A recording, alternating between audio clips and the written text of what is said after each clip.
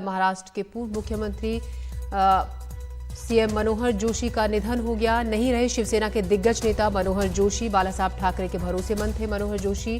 Heart attack के बाद उन्हें अस्पताल में भर्ती कराया गया था। 86 साल की आयु में शुक्रवार आज सुबह 3:02 पर हिंदुजा अस्पताल में उन्होंने आखिरी सांस ली। 21 फरवरी को हार्ट अटैक आने के बाद उन्हें हिंदुजा अस्पताल में भर्ती कराया गया था। महाराष्ट्र के मुख्यमंत्री और लोकसभा के स्पीकर रहे हैं मनोहर जोशी।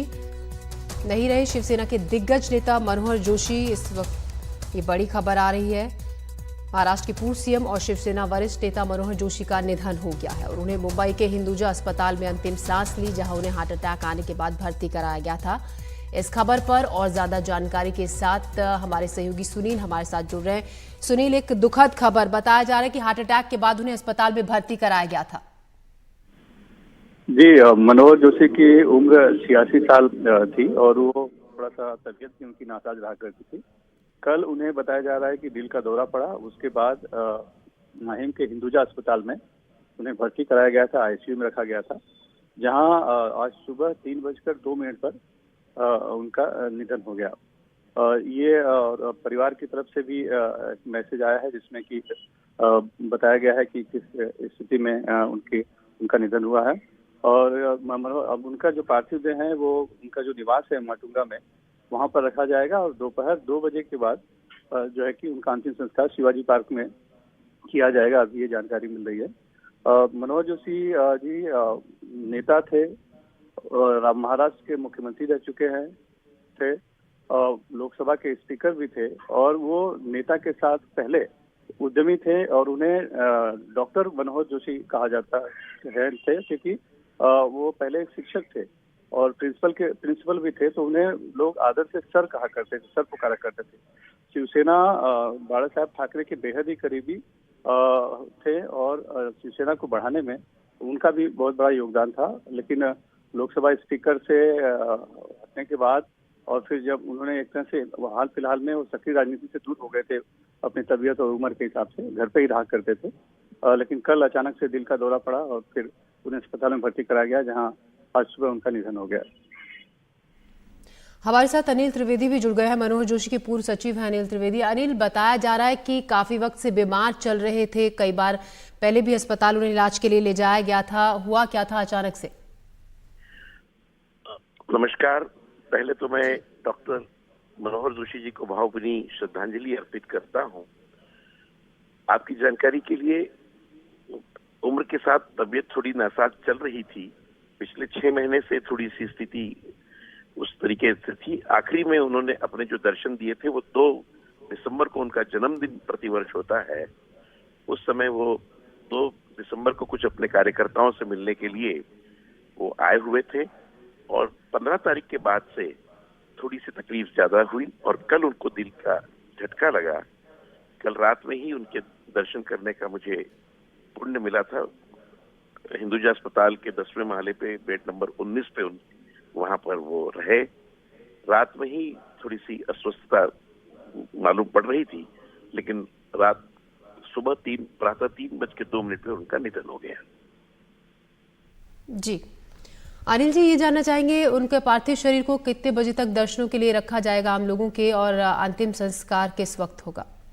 11 बजे से लेकर 2 बजे तक W54 नाम की एक बिल्डिंग है, जिस बिल्डिंग में पहले जोशी सर रहा करते थे। वो शिवाजी पार्क के पास में ओशियाना अपार्टमेंट नाम की बिल्डिंग थी। अब वो रिकंस्ट्रक्शन में चली जाने के कारण माटुंगा में W54 नाम की एक बिल्डिंग है, बहुत ही प्रसिद्ध बिल्डिंग है। उसी बिल्डिंग में उन्होंने कुछ दिनों से शिफ्ट कर लिया था।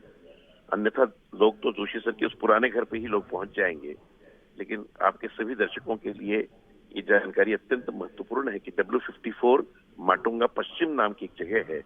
उसी बिल्डिंग में 11 बजे से 2 बजे तक लोगों के लिए, कार्यकर्ताओं के लिए, श्रद्धांजलि के लिए, दर्शन के लिए वहां व्यवस्था की गई है।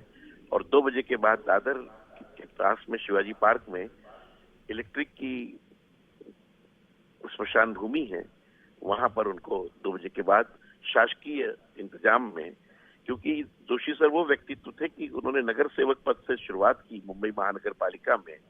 आपकी जानकारी के लिए पहले वो मुंबई महानगर पालिका में कार्यरत थे। फिर उन्होंने सरकारी नौकरी छोड़ने के बाद वो कॉर्पोरेटर बने। कॉर्पोरेटर बनने के बाद एक ऐसा व्यक्तित्व पूरे देश और दुनिया में दूसरा विरल मिलेगा, दूसरा विरला ही होगा, जिन्होंने अपने जीवन में नगर सेवक से शुरुआत की और लोकसभा के अध्यक्ष और राज्यसभा तक गए। वो पहले वो नगर सेवक बने। नगर सेवक बनने के बाद मुंबई के महापौर बने, मेयर ऑफ मुंबई बने। मेयर ऑफ मुंबई बनने के बाद वो उसी दादर विधानसभा से, जो दादर माही माच कहा जाता है, उसी विधानसभा से वो विधायक बने। विधायक बनने के बाद वो विधान परिषद में प्रतिपक्ष के नेता बने। फिर 1995 में मुख्यमंत्री जी की जिम्मेदारी उन्होंने संभाली। 95 के बाद जब 2000 तक अटल बिहारी वाजपेयी जी के साथ में लोकसभा अध्यक्ष की भूमिका उन्होंने निभाई। अध्यक्ष की भूमिका निभाने के बाद वहां से फिर थोड़ा सा ठहराव जीवन में आया और फिर राज्यसभा के 6 वर्ष। मतलब इस देश का एकमात्र ऐसा उदाहरण होगा कि who has occupied all the offices, public offices of the, एक कार्यकर्ता, एक नेता अपने जीवन में सोचता है कि इन सारे सभागृहों में मैं प्रवास करूं, लेकिन उन्होंने हर जगह पर अपनी अमिट छाप वहां पे छोड़ी। आपको विश्वास होगा कि जब गुजरात के दंगे भी हुए थे, तब उस समय के भी लोकसभा अध्यक्ष जो थे आदरणीय डॉक्टर मनोहर जोशी सर ही थे। जब अटल जी और अडवाणी जी के बीच में खड़े रहने का पुण्य उनको मिल रहा था और बहुत ही अच्छा काम उन्होंने लोकसभा अध्यक्ष के रूप में किया। बाद में थोड़ा सा ठहराव इसलिए मैंने कहा कि लोगों को लग रहा था कि इनके तो विरुद्ध में किसी को कैंडिडेट ही ना दिया जाए। फिर उस समय उनकी करीबन 12,500 वोट से हार हो गई थी और उसके बाद से ही जीवन थोड़ा सा बदल गया था। तब भी हिंदू हृदय सम्राट बाला साहब ठाकरे जी ने उनको फिर से एक बार राज्यसभा की भी सीट दी। उनके जीवन में एक चीज रह गई थी कि इस देश में राज्यपाल बनना उनके जीवन की एक इच्छा रह गई कि मैं राज्यपाल क्यों ना बन सका। लेकिन राज्यपाल बनने की भी कुछ अड़चने आ गई, अन्यथा किसी राज्य के वो राज्यपाल के रूप में भी अपनी सेवाएं दे सकते थे। ये मेरा अपना विश्वास है। जी अनिल जी, बिल्कुल काफ़ी क्षेत्रों में उन्होंने काम किया, राजनीति में अमिट छाप उन्होंने छोड़ी। सुनील हमारे सहयोगी भी हमारे साथ बने हुए हैं। सुनील, जिस तरीके से अनिल सुनील से हम फिर से संपर्क करने की कोशिश करेंगे। हमारे साथ अनिल त्रिवेदी जी बने हुए हैं, पूर्व सचिव वो रह चुके हैं मनोहर जोशी के। अनिल जी, जिस तरीके से आप पूरा राजनीतिक करियर बता रहे हैं हमें कि किस तरीके से शुरुआत रही और कहां कहां पर काम किया, एक आखिरी इच्छा उनकी रह गई थी राज्यपाल बनने की। हम आप ही से जानना चाहेंगे, बिल्कुल एक बहुत बड़ी क्षति उनके परिवार के लिए, आपके लिए बहुत करीब आप उनके रहे हैं, काफी वक्त उनके साथ आपने काम किया है। कोई ऐसा किस्सा जो आपको इस वक्त याद आ रहा हो उनके साथ बिताया हुआ? क्योंकि हर कोई जो भी उनसे जुड़ा है उन्हें एक अलग तरीके से याद कर रहा है। उनका जो स्वभाव था अपने साथ काम करने वालों का, अपने परिवार के साथ, अपने दोस्तों के साथ, कोई ऐसा किस्सा अगर आप शेयर करना चाहें इस वक्त। मेरे पास अनेक किस्से हैं, उसमें से 2 बड़े रोमांचित किस्से मैं आपके सामने शेयर करना चाहूंगा। अटल बिहारी वाजपेयी जी, भारत रत्न अटल बिहारी वाजपेयी जी की कविताओं पर एक मराठी कलाकार ने सोचा कि मैं इनकी कविताओं पे पेंटिंग्स बनाना चाहता हूँ। उस कलाकार का नाम था महेश आंजरलेकर। उसने मुझसे कहा कि त्रिवेदी जी, मुझे कुछ जीवन में बड़ा काम करना है। तो मैंने उससे कहा कि आप अटल बिहारी वाजपेयी जी की कविताओं पर आप पेंटिंग बनाइए। उसने कहा मैं स्वीकार करता हूँ। फिर हम अटल बिहारी वाजपेयी जी के जन्मदिन पर वो तोहफे के रूप में देने की इच्छा हमने व्यक्त की। हम जोशी सर के पास गए।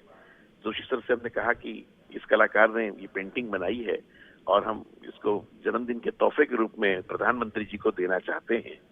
उन्होंने कहा ठीक है, 24 को मैं जयपुर में और 25 को मैं दिल्ली हूँ, आप आ जाइएगा। इतना उन्होंने कहा नहीं और मेरे मित्र को, जो महेश आंजरलेकर मेरा मित्र है, उसको लगा कि अरे उन्होंने कुछ चिट्ठी लिख के नहीं दी, उन्होंने कह दिया कि आ जाओ। अरे मैंने महेश से कहा, अरे उन्होंने कह दिया मतलब हो गया। और आप विश्वास मानिए कि हम 24 तारीख को दिल्ली पहुंच गए। 25 दिसंबर को आदरणीय अटल बिहारी वाजपेयी जी का जन्मदिन होता है। उस दिन हम वो पेंटिंग्स लेकर हम प्रधानमंत्री निवास में आदरणीय लोकसभा अध्यक्ष के माध्यम से उनके घर पहुंचे।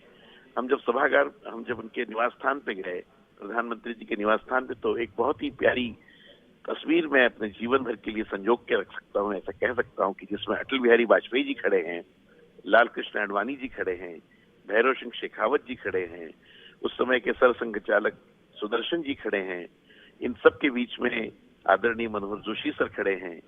पीछे की तरफ आर्टिस्ट खड़ा हुआ जिसका नाम है महेश अंदरलेकर, और उसके पीछे मैं खड़ा हुआ था। आदरणीय सर ने कहा वहां कुछ बोलने का मौका नहीं मिलेगा अनिल। मैंने कहा सर हमें कुछ बोलने की कोई आवश्यकता नहीं, हमें तो पेंटिंग समर्पित करनी है और हमने जो कोशिश की वो उन तक पहुंचानी है। महाराष्ट्र के कंदी पेड़े होते हैं, सातारा के बड़े फेमस पेड़े होते हैं, तो आदरणीय जोशी सर पेड़े भी लेकर गए थे। तो पहले उन्होंने आदरणीय अटल जी को उन्होंने पेड़ा कहा कि बोलिए ये महाराष्ट्र का पेड़ा है, इसका आप स्वीकार करें। उन्होंने बहुत ही चाव से उसको खाया और उन्होंने कहा कि महाराष्ट्र की तरफ से मैं आपके लिए एक पेंटिंग लेकर आया हूँ जी। उस कविता का भाव ये था कि कौन कौरव कौन पांडव टेढ़ा सवाल है, दोनों ओर शकुनी का फैला कूट जाल है, धर्मराज ने छोड़ी नहीं जुए की लत है, हर पंचायत में पांचाली अपमानित है, बिना कृष्ण के महाभारत होना तय है, कोई राजा बने रंग को तो रोना है। उस पेंटिंग को देखने के बाद अटल जी ने कहा कि इसमें तो मुझे कौरव रोते हुए दिख रहे हैं। तब आदरणीय सुदर्शन जी ने कहा कि मुझे तो दोनों रोते हुए दिख रहे हैं। ऐसा अत्यंत भावनिक प्रसंग मेरे जीवन में ये बहुत ही विरला रहा। और दूसरा बिल्कुल उनका यही स्वभाव, यही उनकी बातें जो अब उनके साथ काम करने वालों को, उनके साथ वक्त बिताने वालों को, उनके करीबियों को उनकी जो बातें हैं, किस्से हैं, वो अब इस वक्त याद आ रहे होंगे। आपका हमसे जुड़ने के लिए, हमसे बातचीत के लिए शुक्रिया अनिल जी।